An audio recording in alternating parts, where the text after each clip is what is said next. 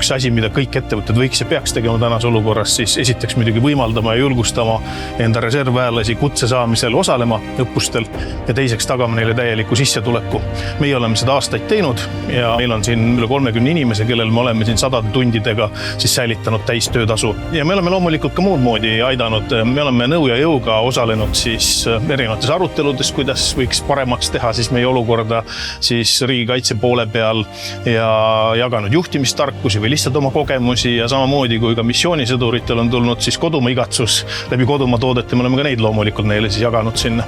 Siis me oleme välja töötanud mõned tooted, mis kannavad siis seda digilaiku, mis ka siis meie sõdurite ja reservväelaste vorme siis ehib ja nende toodete müügist me siis osa anname siis fondi, millest siis saavad reservväelased siis oma asju korraldada.